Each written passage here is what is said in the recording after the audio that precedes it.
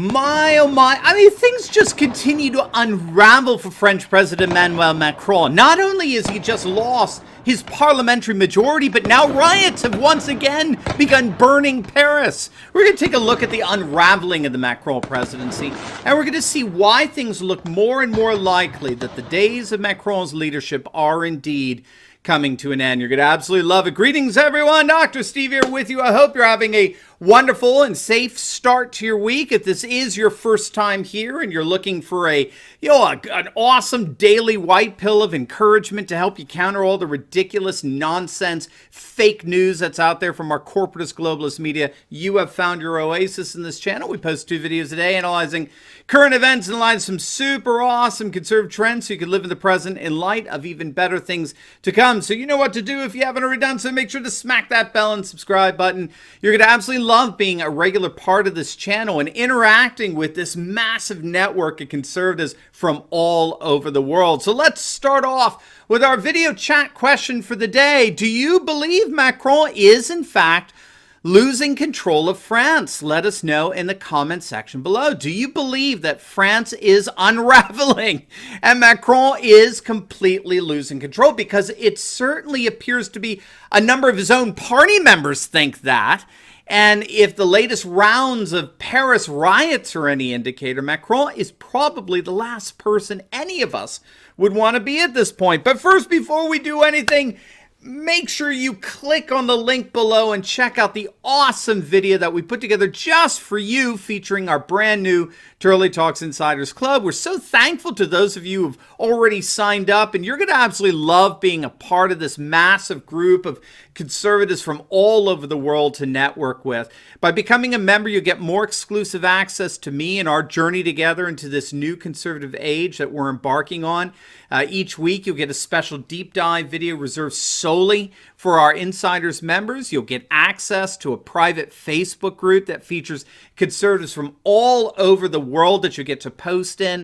Plus, you get my monthly reading list to keep you updated on the best and most enriching information that's out there on the rise of a new conservative age. You get a number of bonus videos, and you even get some awesome swag, some accessories like our cool Turley Talks tumbler to drink your coffee in, or like I say, whatever your beverage of choice is, all for less than the price of a cup of coffee a day. So don't wait. Make sure to click on that link below. Watch the video on the Turley Talks Insiders Club to get a fuller sense of what you'll be a part of. This offer to join for such a low price is for a limited time only. So click on that link and be an absolute privilege to journey with you into this new conservative age together. All right, gang, let's dive right in here. French President Emmanuel Macron has just lost his parliamentary majority after 10 members of his party defected. It's just been announced that 10 members of the parliament who once belonged to the En Marche party, the party of Macron, have officially joined another independent party called Ecology, Democracy, Solidarity. Now, interestingly, these members of parliament, these MPs, quit the party because they accused Macron of actually being too conservative. So they're obviously far leftists, and Macron for them hasn't gone far enough left. So they've defected and joined another party. However, the real problem for Macron is the fact that with this defection of 10 members of his own party, he has effectively lost their majority in the National Assembly, which Macron, of course, has held since his election back in 2017. The absolute majority in the National Assembly would require 289 seats. With the defections, Macron's party now only has 285 seats, so they're 4 short of the majority. Now, as if things could not get worse for Macron, a new round of riots has emerged over the last few nights. For the second night in a row, riots have broken out in the province of Argenteuil, which is in the northwestern suburbs of Paris, where there's a very large, concentrated migrant population. Rioters have been clashing with police in response to a motorcycle accident that killed a young man, a migrant, last Sunday. And these riots are following others that broke out just a few weeks back under similar circumstances. If you're not familiar, we did a video on this a couple of weeks back, but in another northern suburb of Paris, where there's a very high concentration of Muslim migrants, a man reportedly wanted by police and breaking his leg when his motorcycle collided with an open door of an unmarked police car stopped at the red light. So locals claim that the door opened deliberately by this cop to cause the motorist, to crash into it. It's an allegation that's being denied by French police. But of course, that's not good enough to satisfy the addictions of the cultural Marxist grievance crowd represented by leftist human rights organizations who are currently demanding a full investigation to the police handling of this situation. But a number of the Muslim migrants there decided that they were not going to wait for any sort of investigation, so they decided to riot and burn the city down. And so for several successive nights a few weeks back, riots spread to 4 other Parisian suburbs that comprise France's so-called no-go zones, which are areas that are made up of a highly dense Muslim migrant population that's extremely antagonistic towards French police, such that the police don't even bother patrolling or going into these areas. And those riots came on the heels, ironically, of another migrant riot, this one involving protesters from the Congo. So apparently a Congolese singer was scheduled to perform in Paris, and a number of Congolese who were refugees from the Marxist regime there decided to protest the event because they accused the singer of just being this propagandist for the dictatorship in the Congo. And so, as part of that protest, they set a number of vehicles on fire around the nearby Gare de Lyon train station. And of course, now with these riots starting up again in Argenteuil, authorities are very, very concerned that they can spread like wildfire into other no-go zones throughout the Parisian suburbs and potentially have a recurrence of the horrific 3 weeks of riots that occurred back in 2005. Now, the defections and the riots are but the latest blows to Macron's presidency. Macron's poll numbers have begun to implode. A new France Interradio poll found that more than half of French people think that Macron is doing, quote, a very bad job, or a bad job, I should say, handling the present crisis. A full 58%, that's nearly 60% of French citizens think Macron is, in the words of the poll, quote, a bad president. And as if that wasn't bad enough, now the Yellow Vest uprising is coming back. It didn't take long, right?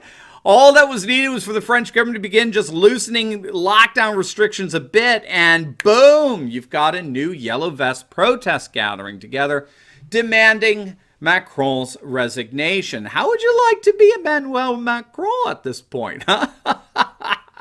It's like, I'd rather be anybody else. Another headache for the ultra-globalist Macron is that France's finance minister recently announced that he expected France's economy to contract by nearly 10%, 8% specifically as a result of the lockdown measures. The important point there is that we have to remember that Macron was elected precisely on promises to revive France's economy. The whole of his candidacy was centered on the revitalization of France's economy, and that appears to have completely collapsed. So there's no question that if the whole rationale for why you were elected president has been totally undermined, well, then the presidency is inevitably undermined as well. And these polls suggest that such a process is indeed happening in terms of the loss of confidence in Macron among the vast majority of the French population. So you have riots breaking out throughout France. You have Macron's sagging poll numbers. You have now projections of an economy more or less collapsing.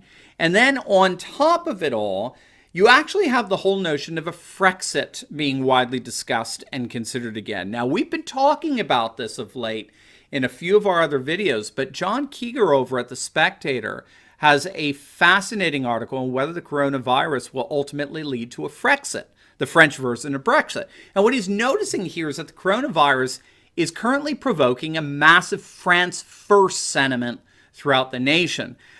There is significant disillusionment with the EU, right? The incompetence of the European Union. That's going on all over Europe. And even Macron himself, Macron being a staunch opponent of the Frexit, that would prevent him from becoming Emperor of France, right? But even Macron himself is saying that the French will have to be far more independent and less reliant on Europe as a whole. Just think about that. The self-designated Emperor of the EU is starting to claim, he's starting to talk like Marine Le Pen of National Rally.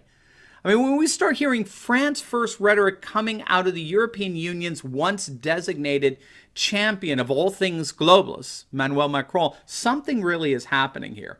And so the coronavirus is contributing to the return of the notion of Frexit in the hearts and minds of many, many French voters. But of course, this is not something that Macron wants. So sure, we'll have a French first approach as far as he's concerned. Yeah, milquetoast at best. But there's no way you would ever let France leave the EU, which means, of course, that the French are going to have to replace him with Marine Le Pen in 2022. Le Pen is promising a Frexit referendum, which promises to be more popular than ever in the near future. So we'll obviously be keeping our eyes on how things develop in France, but with the breakout of riots and demonstrations, along with collapsing poll numbers in the economy, I think the last person any of us would want to be right now is one Emmanuel Macron.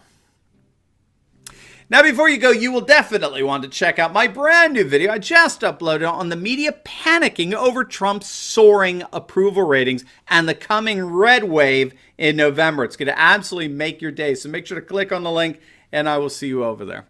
God bless.